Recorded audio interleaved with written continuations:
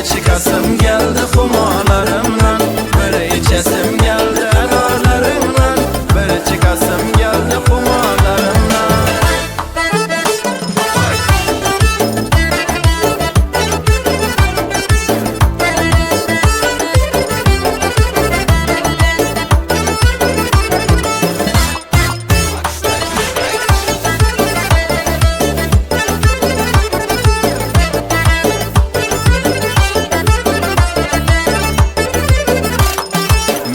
Şahasını sen engildirip Hazip yürek kurtun öldürüp Mehri şahasını sen engildirip Hazip yürek kurtun öldürüp Asıl çinli piyalanı doldurup Asıl çinli piyalanı doldurup Bir içesim geldi analarımdan, bir çıkasım geldi xumalarımdan, bir içesim geldi analarımdan, bir çıkasım geldi xumalarımdan.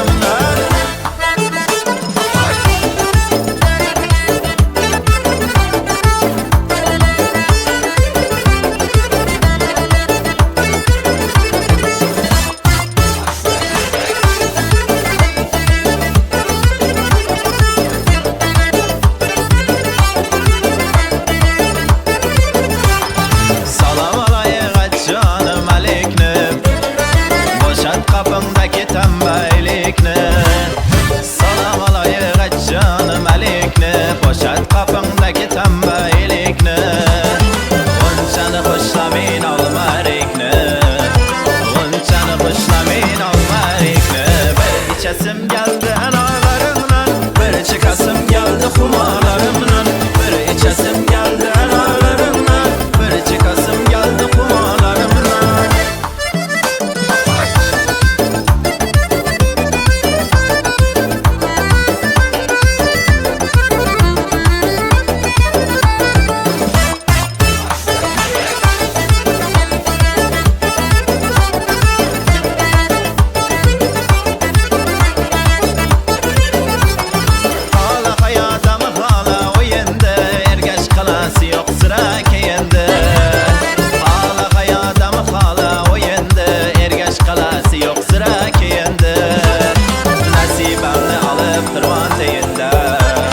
Nasibamni alıp kırma teyinde, bir içesim geldi